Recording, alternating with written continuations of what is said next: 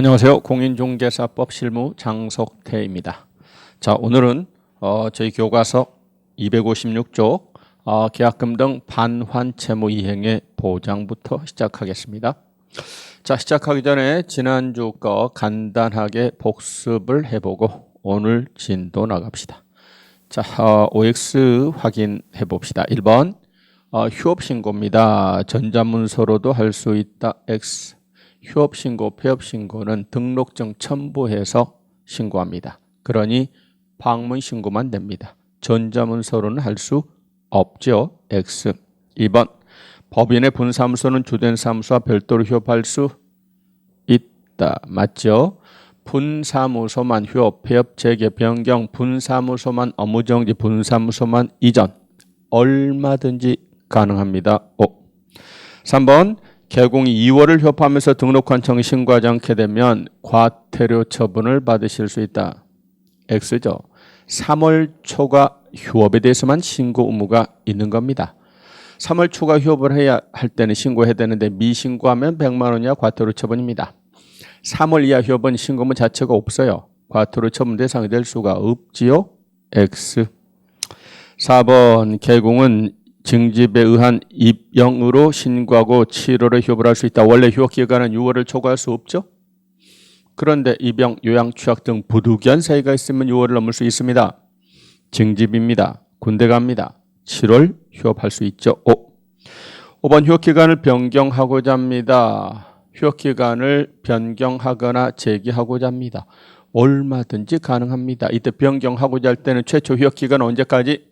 변경 휴업 기간 언제까지? 변경 신고 미리 하시면 됩니다. 맞습니다. 자, 6번서부터는 이제 1번에서 5번까지는 휴폐업에 관한 복습이었고요. 6번서부터는 뭐죠?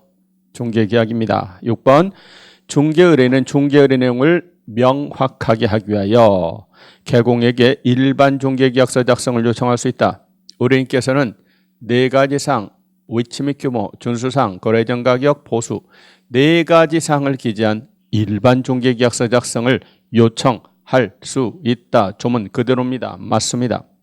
7번 개공이 의뢰인과 일반을 체결했습니다. 정보망에 정보를 공개할 의무에 대한 명문 규정은 없다. 7번도 맞지요?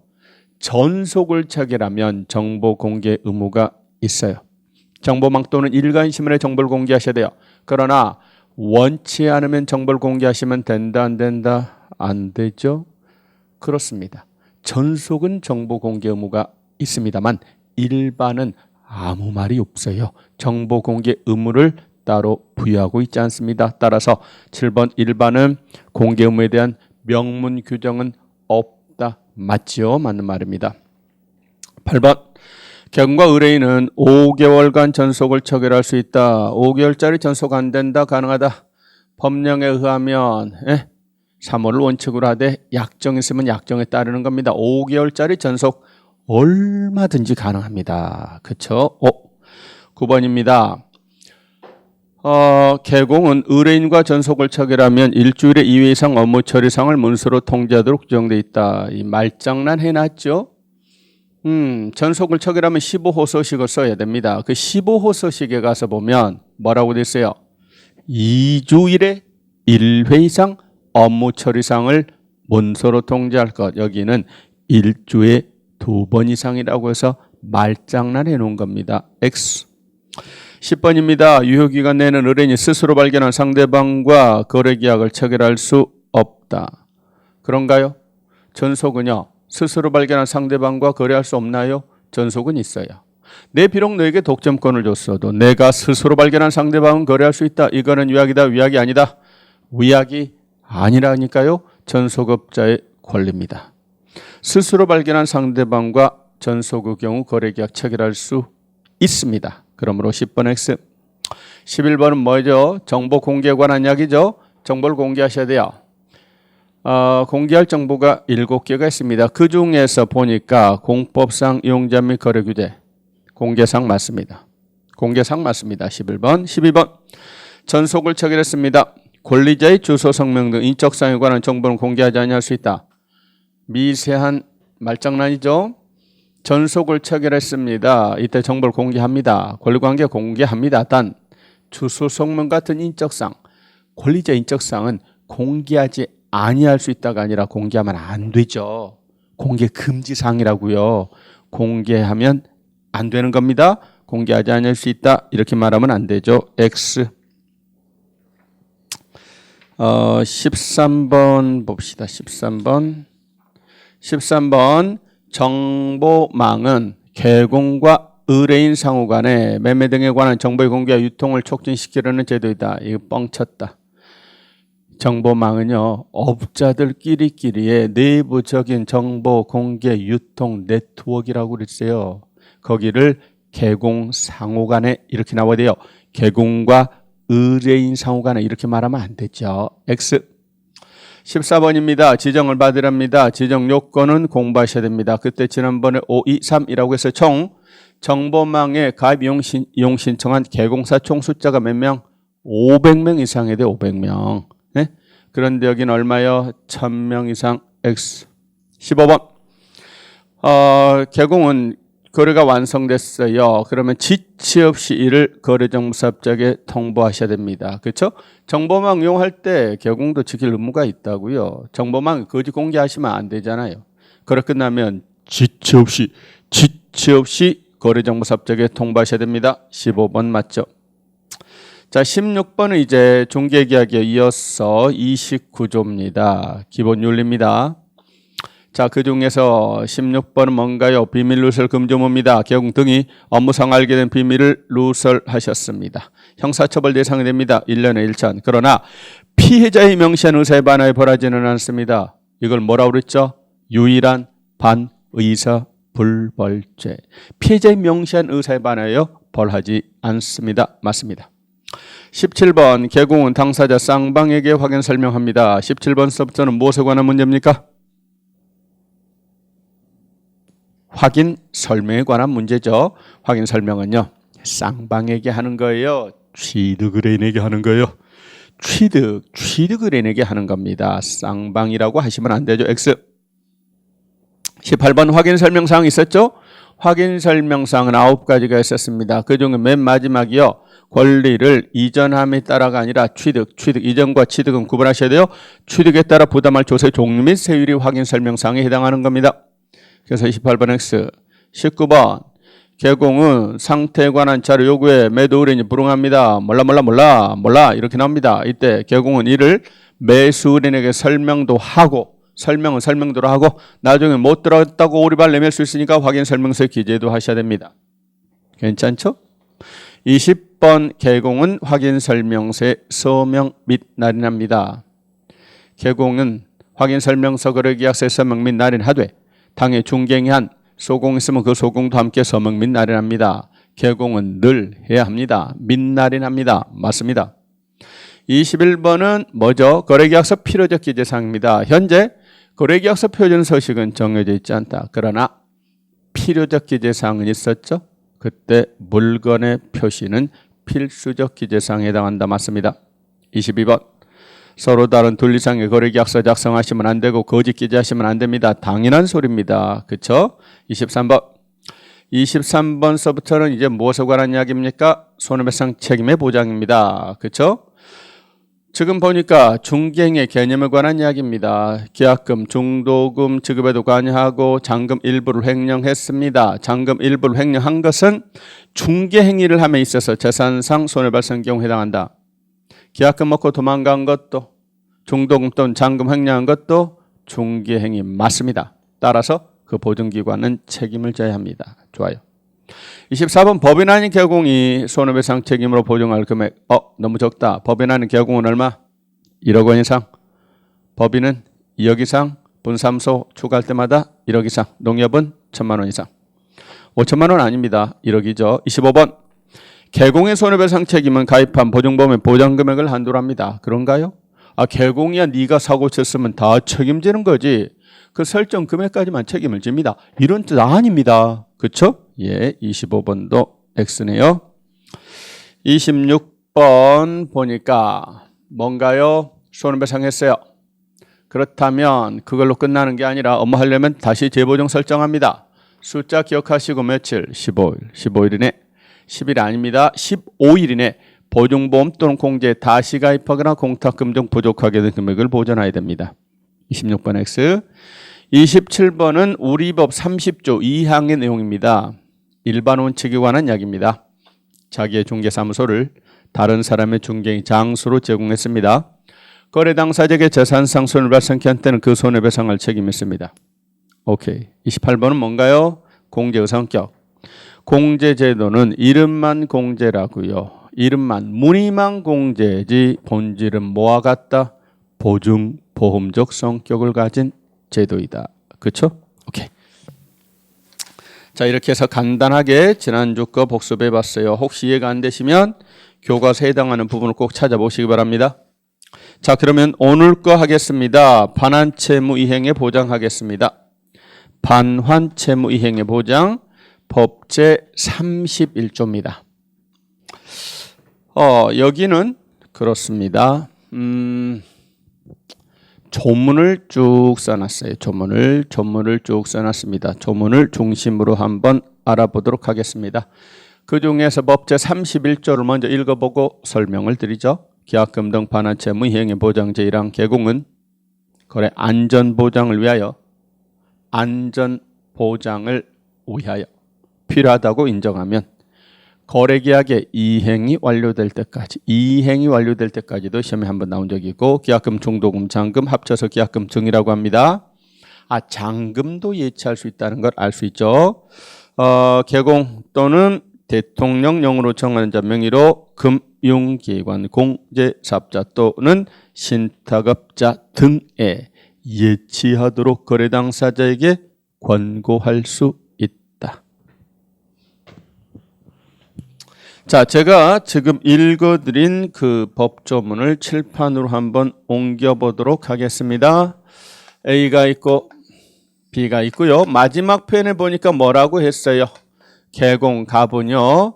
예치합시다라고 권고를 하여야 하나요? 할 수 있나요? 예치를 권고할 법적 의무가 있는 건 권고할 수 있는 임의적 사항입니다. 자, 그리고 이 권고라는 말에서 알 수 있듯이요. 권고를 했는데 당사자 누구라도 싫어, 거절하면 강제로 예치할 수 있는 방법은 없습니다. 또는 권고 자체를 거절했다라고 해서 중개계약 또는 거래계약이 무효가 되지는 않습니다. 거기에는 아무런 영향을 미치지 않습니다. 자, 지금 A가 매도인, B가 매수인이라고 해보도록 하겠습니다. 계약에 책을 냈습니다. 지금 매수인 B가 매도인 A에게 주는 돈이 있겠죠. 계약금, 중도금, 잔금 합쳐서 계약금 등이라고 해볼게요. 계약금 등이 지급이 될 겁니다. 개공께서는 거래 안전보장을 위하여 계약금, 중도금, 잔금, 계약금 등을 예치하자고 권고할 수 있습니다. 이때 예치 명의자가 되는 자는 누군가요? 개공 또는 대통령령으로 정하는 자가 예치 명의자가 됩니다. 자, 그리고 돈을 보관하자 그 말입니다. 어디에 보관하느냐? 예치기관은요. 거기 보니까 금융기관이 있습니다. 금융기관에 공제사업자가 있습니다. 공제사업자의 공. 신탁업자가 있습니다. 신탁업자의 탁해서 금공탁 등에다가 예치하자고 권고할 수 있습니다. 자, 이게 대체 무슨 말인가? 무슨 생뚱맞는 소린가 봅시다. A하고 B하고요. 땅을 사고 팔기로 했는데 합의한 매매대금 10억입니다. 그래서 B가 지금 A한테 계약금과 중도금에서 도합 10억을 줬다고 가정을 해볼게요. 그런데 중간에 어떤 이유로 계약이 깨졌다 그 말입니다. 계약 깨졌어요. 그러면 원칙적으로 B는 준 돈 지금 계약금, 중도금 5억에 넘어갔다고 해봅시다. 5억은 돌려주세요 할 수 있죠. 돌려줍니다. 그러면 아무런 문제가 되지 않습니다. 그렇죠? 그런데 만약에 A가 돌려줘 이랬을 때 돌려주는 게 아니라 미안 써버렸네? 어떡하지? 돈 벌어서 갚아줄게? 네? 만약에 받은 계약금 등의 반환을 거부합니다. 거부하면은요 깝깝합니다. 비로소는 깝깝합니다. 당해봐야 깝깝하나요? 만약에 저쪽에서 뭐 좀 미안해, 배째, 돈 벌어서 갚아줄게 이렇게 나오면 깝깝합니다. 사실 우리나라는 이처럼 중도의 계약이 깨졌을 때 기지급한 대금을 다시 돌려받을 수 있는 안전장치가 전혀 마련돼 있잖아요. 무모할 정도라 그 말입니다. 네? 다시 안전하게 돌려받을 수 있는 그런 시스템이 없어요. 또는 예를 들어서 잔금까지 다 줬다고 가정해 봅시다. 그래서 10억을 줬어, 10억을 A한테. 그런데 알고 봤더니 A가 등기부상에는 A 이름으로 등기가 돼 있지만 A가 실제 권리자가 아니고 실제 권리자는 따로 있더라 그 말입니다. 이때 민법에서 공부할 때 우리나라 등기부에는 공신력 없다 그래요. 등기부를 믿고 신뢰하여 거래한 B, 권리 취득한다 못한다 그 말입니다. 물론 A가 R로부터 권리를 취득해서 넘겨주면 상관없지만 만약에 A가 도망가고 없으면은요, 등기부 믿고 신뢰하여 거래한 자 권리 취득 못한다고요. 당연히 그렇다면 B는 계약을 깨고 A한테 준 돈 돌려받을 수 있는데 A는 이 한몫청구해서 도망가고 없다 그 말입니다. 현실적으로 B에게는 엄청난 손해가 발생할 수밖에 없어요. 이와 같은 거래 위험성에 노출돼 있다 그 말입니다. 자, 그래서 이렇게 하면 어떨까? B가 A한테 주는 돈을 줘버리지 말고 예치를 해놓자 그 말입니다. 어디에다가? 금융기관 같은 데다가 예치를 해놓자. 명의자는 개공이나 대통령령으로 정하는 자 명의로, 예를 들어서 갑의 명의로 계약금과 중도금 5억 원이 신한은행에 예치가 돼 있다라고 해보도록 하겠습니다. 줘버리지 말고 계약금, 중도금 또는 잔금을 예치하자. 만약에 중도의 계약 깨지면은 B가 A한테 악쓸 필요가 없어요. 갑이요 이 돈 찾아서 B에게 주면 되는 거예요. 또는 권리를 취득하지 못했다. 그래도 B는요 방방 뜹니다만 그래도 갑으로부터 5억 원을 예치된 돈으로부터 돌려받으실 수 있다 그 말입니다.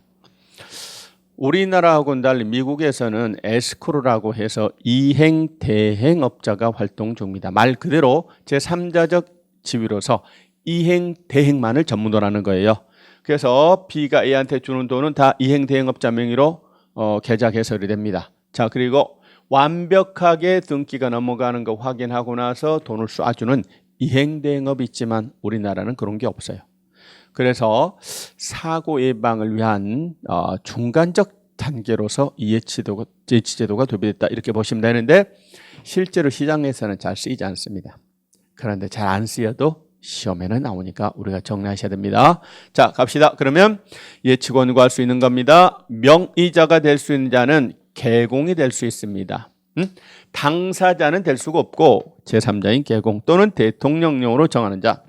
그래서 257쪽에 보시면 대통령령으로 정하는 자 명의자 가로 4번에 보면 나와 있죠. 개공, 기업, 그 다음서부터 은행, 보험회사, 은보, 그 다음에 신탁업자, 채신관서, 그 다음에 공제사업자, 그리고 계약금 등과 서류를 관리하는 업무를 수행하는 전문회사. 미국에서는 흔히 그런 자를 에스크롭자 뭐 이렇게 부르죠. 에스크롭자. 자, 그래서 요거를 은행법에 따른 그렇습니다. 보험업법에 따른 보험회사, 공제사업자, 신탁업자입니다. 그리고 에스크롭자, 그리고 채신관서 이렇게 부를 겁니다. 앞으로 은보공탁애체라고 부를 거예요. 자, 그리고 돈을 보관하는 기관, 예치기관이 거기 동백 2번 있죠. 앞으로 얘네들은 금공탁이라고 부를 거예요. 그래서 금융기관, 공제사업자, 신탁업자, 금융기관, 공제사업자, 신탁업자는 예치기관도 되고 명의자도 될 수가 있습니다. 근데 주의하실 게 바로 이 등이라는 표현이에요. 이런 걸 가지고 우리 시험에 나온 적이 있으니까 짜증나는 거예요. 등이라고 했으니까 유사한 다른 역할을 하는 기관도 예치기관이 못 된다 될 수 있다? 될 수 있다. 그래서 채신관서, 요새 우체국은요 금융업무도 취급합니다. 그래서 채신관서도 등이라고 해석이 돼서 예치명의자는 물론 예치기관도 될 수 있다고 시험에 나온 적이 있다니까요. 또는 뭐 그런 유사한 보험회사도 마찬가지입니다. 명의자는 물론 등으로 해석이 되니까 예치기관도 못 된다 될 수 있다? 될 수 있다라고 해석을 합니다. 자, 그러면 이어서 가로 5번 예치금 등의 선수령이라고 하는 말이 있습니다. 거기를 한번 읽어보도록 하죠. 매도인, 임대인 등 계약금 등을 수령할 권리가 있는 자는 당해 계약을 해지한 때 계약금 등의 반환을 보장하는 내용의 금융기관, 보증보험회사, 금융기관의 금, 보증보험회사에 보해서 금보보라고 합니다. 금보보가 발행하는 보증서를 계약금 등의 예치명의자, 예치명의자에게, 그거 시험에 잘 나옵니다. 예치명의자에게 교부하고 미리 수령할 수 있다. 무슨 말인가 봅시다. 금방 읽어드린 내용을 부연 설명을 합니다. 지금요. A가 이 부동산을 처분하고 A는 새 부동산을 사고 싶어요. 새로운 부동산을 사고 싶습니다. 그럼 돈이 필요하잖아요. 그런데 돈이 지금 묶여 있어요. 갑이 지금 예치 공고를 했습니다. 일반적으로 갑이 예치 공고를 비행기하면 B는요. 좋아해요. B 입장에서는 거래 안전을 도모할 수 있어요. 마다할 이유가 없어요. 은행에 예치하자. 좋아. 중간 깨지면 돌려둘게. 좋아. 네? 자, 그런데 얘한테 예치 공고합니다. 매도 임대 의뢰인한테 일반적으로는 거절할 가능성이 많습니다. 싫어. 정상적 거래라면 당연히 내가 받아갈 수 있는 돈인데 뭐 때문에 돈을 내가 묶어놓는단 말이냐. 싫어. 거절할 가능성이 많아요. 거절하면 강제로 예치할 수 있는 방법은 없습니다. 그런데 A가 갑에 꼬임에 넘어가서 갑의 명의로 5억 원이 은행에 예치가 됐습니다. 이 돈을 미리 지금 A가 땡겨 쓰고 싶어요. 마음에 드는 부동산을 발견했다. 사고 싶다. 근데 돈이 묶여있다. 그래서 갑한테 와서 돈 좀 찾아줘라고 합니다. 자, 이때 갑은 거절합니다. 싫어요. 사장님, 제가 그냥 내드릴 수가 없어요. 제가 지금 예치금 5억 원을 예치 명의자 지금 갑입니다. 홀라당 내드렸다. 근데 나중에 계약이 깨졌다. 근데 사장님 5억 원 안 주면 제가 5억 원을 B한테 물어내야 됩니다. 저 그냥은 돌려드릴 수가 없습니다. 예? 저도 안전장치를 확보하기 전에는 내드릴 수가 없습니다. 그래? 그럼 어떻게 하란 말이냐? 사장님께서는 어디 가시냐면 금융기관에 가시기 바랍니다. 또는 어디 가시냐면 보증보험회사 가셔요. 거기 가셔서 보증서 하나만 끊어오세요. 무슨 보증서냐? 계약이 해제됐을 때 계약금 등의 반환을 보장한다는 반환 보증서를 하나 끊어오셔요. 그리고 그거를 누구한테? 예치 명의자에게 교부하고 이를 미리 수령할 수 있다. 그 말입니다. 보증서 하나만 끊어오시라니까요. 무슨 보증서? 반환 보증서. 자, 그렇습니다. 금융기관이나 보증보험회사가 보증을 한답니다. 야야야, 걱정하지 마라. 얘하고 5억 원 땡겨갔잖아. 그 뒤에 계약이 깨졌을 때 혹시 안 돌려주면 어떡하나 걱정하지 마. 얘가 그럴 애가 아니야. 우리가 보증 쓸게. 보증 쓴다니까. 만약에 A가 안 돌려주면 우리라도 책임지고 돌려줄 테니까 걱정하지 마라. 계약금 등의 반환을 보장한다는 반환 보증서까지 가지고 왔어요. 그러면 이때는 갑이 안 내줄 이유가 없다 그 말입니다. 자, 그래서 예치명의자 갑이요 5억 원을 내줬어. 그런데 우려하던 사태가 발생하고 말았어. 어떻게 계약이 깨져버렸어. 주세요 그랬는데 A가 못 줘. 나 몰라. 이렇게 나옵니다. 자, 그래도 걱정하지 않습니다. 뭐를 가지고 있나요? 보증서 가지고 있죠. 따라서 보증서 발행기관에게 책임을 물어서 5억 원 못 받는다. 받으실 수 있다. 받으실 수 있다. 금포보가 발행하는 반환보증서를 예치명의자에게 교부하고. 자, 그러면 시험에서는 예치명의자 대신 예치기관 또는 거래당사자 또는 매수인 또는 개업공인중개사에게 교부하고 이를 미리 수령할 수 있다. 이렇게 말하면 거짓말. 그런데 조문으로 말할 때는 반드시 예치명의자라고 해야 돼요. 근데 사례로 줍니다. 예를 들어서 갑이 예치명의자입니다. 라고 제시가 된 상태예요. 그렇다면 결국 갑에게 교부하고 이를 미리 수령할 수 있다. 이때는 이렇게 말해도 맞는 말이겠죠? 그렇습니다. 자, 그래서 선수령에 대해서 알아봤습니다. 그러면 가로 1번 거래 안전을 위해서 필요상 약정이라고 하는 것이 있고 다음 페이지 가서 보시면 가로 2번 예치금 지급을 위한 보증이라고 하는 게 있습니다. 그 다음에 가로 3번 무단 분리관리 및 무단 출금제. 그럼 가로 3번을 먼저 합시다. 이건 뭐 뻔한 이야기입니다. 생각해보면 지금 업자 갑의 명의로 예치가 됐다고 가정을 해봅시다. 그러면 업자는 그 돈하고 자기 개인 돈하고는 계좌를 분리하여 관리할 수 있다. 해야 된다. 이 예치된 돈하고 자기 돈하고는 분리 관리하셔야 되죠. 당연한 이야기입니다. 또 당사자 동의가 없이는 그 돈을 인출할 수가 있어요? 없어요? 당연한 이야기입니다. 명의자가 지금 갑인데요. 갑이 이 돈을 마음대로 찾아서 훌러덩 써버리면 안 됩니다. 당사자 동의 없이는 인출할 수가 있다 없다? 없다. 없죠? 당사자 동의 없이는 인출할 수 없습니다. 자, 그러면 다시 거기 가로 1번으로 갑니다. 별로 중요한 내용은 아닌데 그냥 말로만 설명해도 됩니다. A, B가요. 갑한테 예치명의자 해달라고 합니다. 근데 일반적으로 갑이 개공갑이 명의자가 되는 경우는 아마 드물 거예요. 개공은 별로 믿을 수 없어요. 예? 은행이나 보험회사 이런 데가 더 믿을만 합니다. 그런데 독특하게도 AB가 갑 보고 명의자를 해달라고 해요. 이때 갑은 응해야 된다, 거절할 수 있다. 거절할 수 있죠. 귀찮아, 싫어. 나 안 할 거야. 당연히 거절할 수 있는 겁니다. 예? 그들이 원한다고 그래서 꼭 명의자 해줘야 되는 건 아닙니다. 자, 그런데 하도 사정합니다. 명의자 한 번만 해줘. 그럼 알았어, 내가 해줄게. 명의자를 해줄 테니까 대신 너희들은 나하고 약속을 해야 돼. 무슨 약속을 해야 되냐면 중간에 계약이 깨졌어. 그럼 내가 돈을 찾아서 B를 줘야 돼. 또는 이행이 완료됐어. 그럼 돈 찾아서 A를 줘야 돼. 이처럼 인출할 사유가 발생했다. 인출하러 간다. 근데 아까 마음대로 찾는다. 당사자 동의가 있어야 된다. 동의가 있어야 된다고 그랬죠. 어떻게 동의할 건지 미리 정해놓자. 그리고 실비 처리 어떻게 할 건지. 그리고 그 밖에 거래 안전을 위해서 필요한 사항. 이런 것들을 미리 약정하셔야 된다. 뭐 그런 이야기입니다. 자, 그 다음에 가로 2번 지급을 위한 보증입니다. 가로 2번 예치금 지급을 위한 보증입니다. 여기도 조문을 그대로 옮겨놨으니까 조문만 제가 설명드립니다. 개공은 계약금 등을 자기 명의로 금은교환 등에 예치합니다. 이때는 그 계약금 등을 거래 당사자에게 지급할 것을 보장하기 위해서. 자, 먼저 이 보증 업무는 늘 부담하는 게 아닙니다. 거기 써져 있는 것처럼 개공의 명의로 예치가 됐을 때만 부담합니다. 다시요. 개공 예치 명의자가 됐을 때만 보장하는 거예요.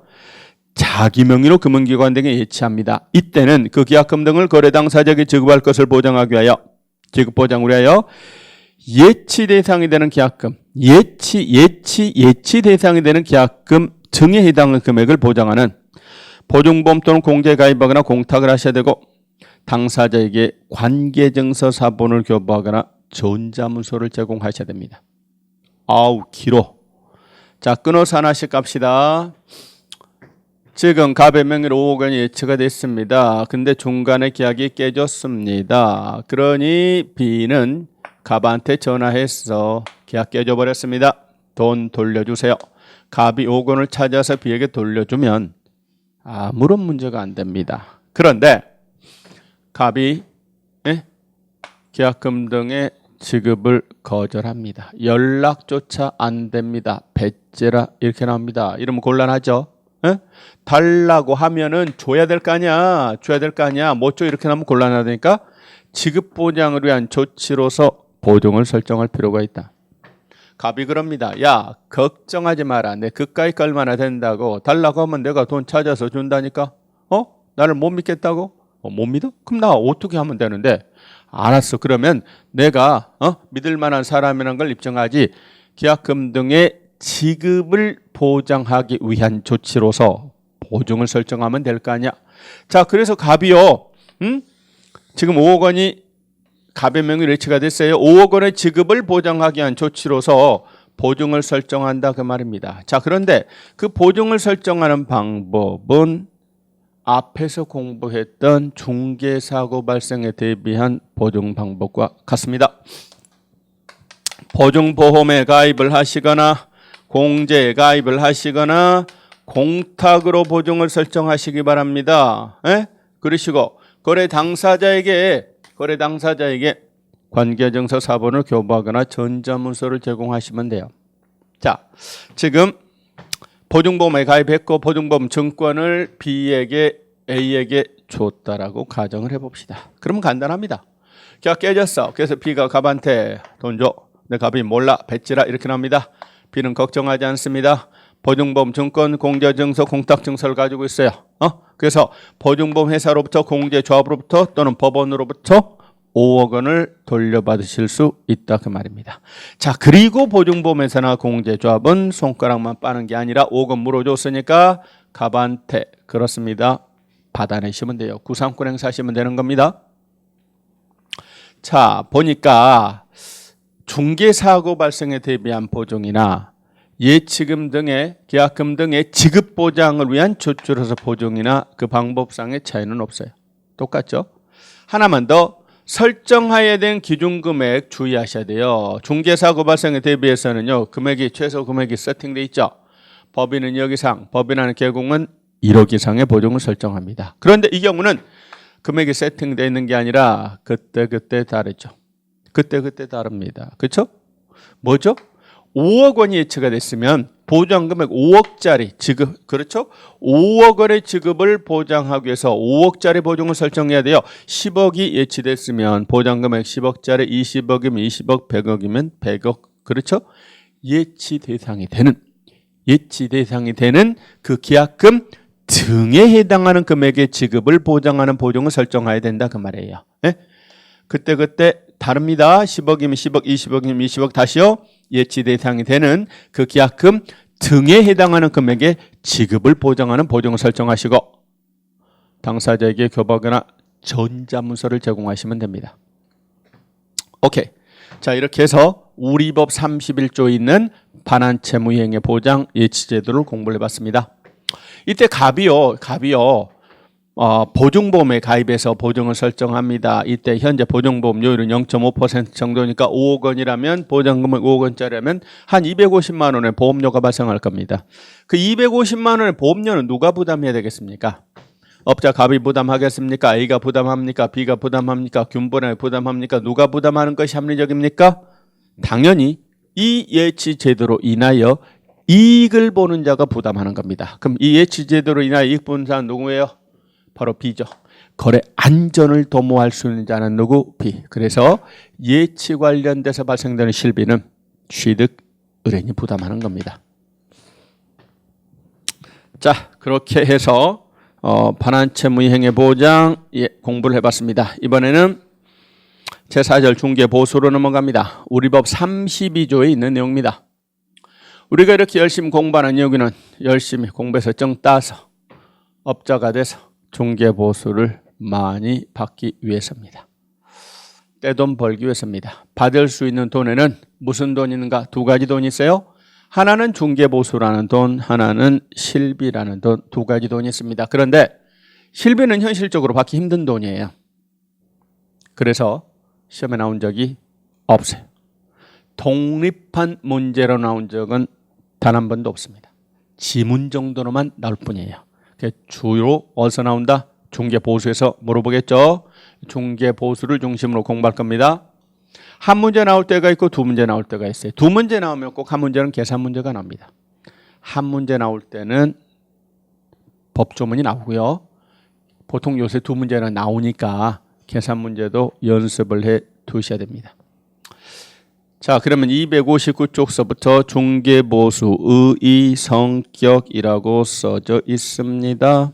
다음 페이지 중개보수 청구권의 유효, 무효, 발생 요건, 행사 요건 관련된 판례까지 드글드글합니다. 중개보수 청구권의 소멸까지 그리고 판례까지. 자, 그냥 간단하게만 정리할게요. 시험에 나오는 수준 정도로만 정리를 해보도록 하겠습니다. 자, 먼저 그중에 첫 번째 중개보수부터 공부합시다. 중개보수는 무슨 돈을 말해요? 중개보수. 옛날에는 중개수수료라고 했어요. 그러다가 말을 중개보수로 바꿨어요. 잘 바꿨죠? 중개보수, 이게 좀 더 고급지지 않나요? 어떤 전문적인 용역을 제공하고 받는 대가, 이런 이미지가 있죠. 근데 수수료 그러면 우리가 동사무소 가서 주민등록 등초본 뛸 때 수수료 내잖아요. 어떤 뉘앙스예요? 고정적이고 루틴하고 정해진 일을 해주고 받는 수수료, 이런 개념이 강해요. 그런데 사실 우리가 중개하는 물건들은요, 물건도 다르고 조건도 다르고 가격도 다르고 손님도 다르고 권리관계도 다르거든요. 전문적 서비스를 요하는 분이에요. 네?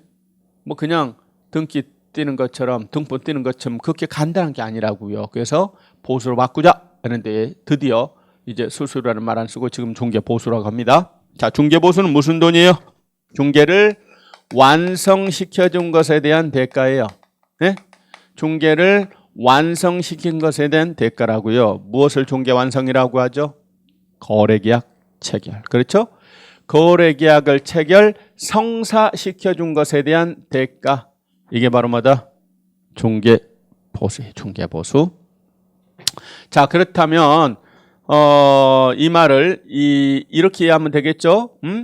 거래를 성사시켜준 것에 대한 대가니까 그렇습니다. 뒤집어 말하면 아무리 열심히 노력을 했어도 만약에 열심히 노력을 했는데 완성을 시키지 못했어요.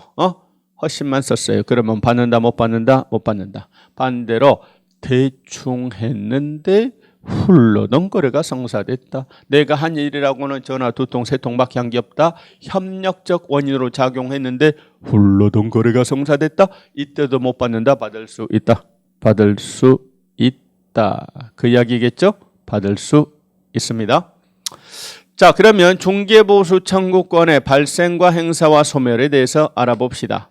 언제 발생하고 어떤 조건에서 행사하고 언제 소멸되는가를 한번 알아봅시다. 먼저 발생은요, 중개계약을 체결하면 청구권이 발생한다는 것이 일반적인 입장입니다. 우리 집 좀 팔아주세요. 알았어요. 중개 의뢰계약, 중개계약을 체결하는 순간 이미 청구권 자체는 발생한다 이렇게 말해요. 그런데 발생을 하지만 바로 행사는 못합니다. 생각해 보세요. 우리 집 팔아주세요. 알았어요. 그리고 바로 돈 내놔요. 이거 말이 안 되죠. 언제 돈 내놔라고 해야 돼요? 중개가 완성됐을 때 중개 완성을 정지 조건으로 행사한다. 이렇게 보시면 돼요. 자, 그 다음에 언제 행사될까요? 그렇죠? 중개가 완성되어야 행사합니다. 뭐를 중개 완성을 한다고요? 당사자 간의 부동산 거래 계약이 체결돼야 돼요. 예? 그래야 돈 받으실 수 있습니다. 그리고요, 중개 계약 체결이 있을 거, 그래야 발생한다. 두 번째, 완성이 있을 거. 세 번째, 나의 중개 행위로 인하여 거래가 성사돼야 돼요. 인과관계가 입증돼야 됩니다. 그렇죠? 나 때문에 거래가 성사되지. 나하고는 무관하게 성사됐다면 돈 받는다, 못 받는다? 갑은 소개한 적도 없는데 이가요 스스로 발견한 비하고 그랬어요.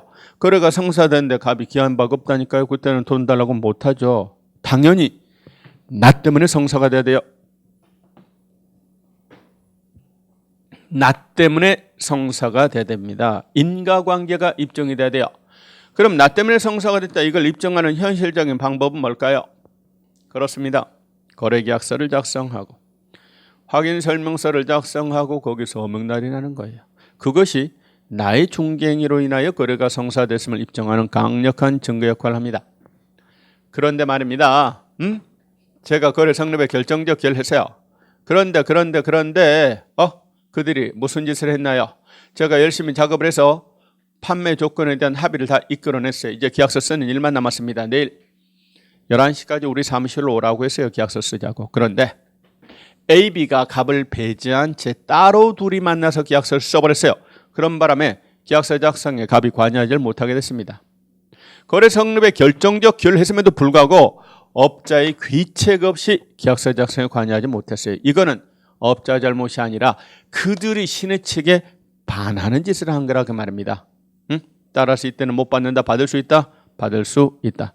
이와 관련된 지방법원 판결들이 쭉 있어요. 이건 그냥 읽어보시면 돼요. 자, 인과관계가 입증이 되면 돈을 받으실 수 있습니다. 자, 그런데 우리 시험은 이제 이런 식으로 나온 적이 있어요. 중개보수 받으려면 중개계약 체결이 있어야 되고, 완성이 있어야 되고, 인과관계가 있어야 될 뿐만 아니라 중개계약의 내용에 구체적인 보수지급 약정이 또한 있어야 된다. 이렇게 말하면 거짓말. 중개계약 체결만 있으면 돼요. 구체적인 보수지급 약정은 있어야 된다, 없어도 된다? 없어도 돼요. 왜요? 우리 판례는 개공을 상인으로 봐요. 상인 보수 청구권이 인정돼요. 중개계약이 있고 중개완성이 있다면 구체적인 보수지급 약정이 없었어도 못 받는다, 받으실 수 있다? 받으실 수 있다. 상법에서는 우리 개공은 이제 판례가 상인이라고 해요. 상인은요, 보수지급 약정을 따로 하지 않았어도 그 업무 범위 내에서 타인을 위하여 행위를 했다면 당연히 보수 청구권이 발생된다라고 하거든요. 구체적인 명문의 보수지급 약정은 따로 없어도 됩니다. 현실적으로도 우리나라에서 뭐라고 그래요? 의뢰인들이 업자한테 우리 집 팔아줘요. 이렇게만 말하지. 우리 집 팔아주시면 중개보수 85만 원 드리겠습니다. 구체적인 보수적인 약정 따로 안 합니다. 그래도 성사가 되면 전부 다 돈 받아갑니다. 그렇죠? 자, 그래서 발생과 행사까지 알아봤고요. 네? 행사까지 이렇게만 정리하시면 되겠어요. 그 다음에 소멸로 갑니다. 소멸은 조문을 보는 게 더 좋겠어요. 259쪽 법제 32조 제1항을 보세요. 발생, 행사, 소멸. 소멸은 법제 32조 1항을 보세요. 개공은 중개 업무에 관하여 의뢰인으로부터 소정의 보수를 받습니다. 다만 개공의 고의과실로 인하여 의뢰인 간 거래행위가 무효 취소 해제된 경우는 그러하지 아니하다. 무효 취소 해제된 경우는 그러하지 아니하다. 아하, 그 말을 뒤집어 말은 뭐예요? 응? 소정의 중개보수를 받는다니까요. 그런데 개공의 고의과실로 무효 취소 해제가 됐으면 돈을 받는다 못 받는다? 못 받는다 그 말입니다. 따라서 무효 취소 해제가 됐다 이런 말이 나오면 반드시 뭐를 확인해 보셔야 돼요? 원인을 따져 보셔야 돼요. 원인에 따라 받을 수도 있고 못 받을 수도 있어요. 자, 원인이 뭔가? 이자의 고의로 인하여 과실로 인하여 깨졌어요. 고의 과실로 인하여 깨졌으면 결과적으로 완성을 이룬 거다 이루지 못한 거다. 이루지 못한 거예요. 받는다 못 받는다? 못 받아요. 받은 돈은 먹어도 된다. 돌려줘야 한다. 돌려줘야 한다고요. 그런데 원인에 가서 고의도 없고 과실도 없어요. 내 잘못 없이 깨졌어요. 지금 보니까 갑이 성사를 시켜줬는데 AB가 합의하여 계약을 깨버렸습니다. 또는 A가 이행에 착수하기 전에 받은 돈의 배액을 상환해서 계약을 깨버렸습니다. 또는 이행 지체를 이유로 B가 깨버렸습니다. 이렇게 깨지는 데는 갑의 잘못이 없어요. 자, 나는 일단 성사를 시켰는데 너희가 깬 거야. 내가 성사시킨 그 부분에 대한 대가는 요구 못한다. 요구할 수 있다. 요구할 수 있어요. 자, 그래서 항상 원인을 따져보세요. 결론, 개공의 잘못으로 깨졌다. 받을 수 없다. 당사자 간 귀촉으로 깨졌다. 그러면 받으실 수 있습니다. 그럼 묶어갑니다. 뭐라고 말해요? 당사자 간 체결된 거래계약이 무효취소 해제가 되면 거래가 없던 것과 같으므로 개공은 절대 중개보수를 받을 수 없다. X. 절대라고 말하면 안 된다. 원인에 따라 받을 수도 있습니다. 자, 이렇게 해서 중개보수 청구권의 발생, 행사, 소멸까지 제가 정리를 해봤어요. 나머지 부분은 교과서 읽어보시면 됩니다. 그러면 263쪽 가로번 중개보수 지급 시기 이거는 조금 쉬었다가 하겠습니다.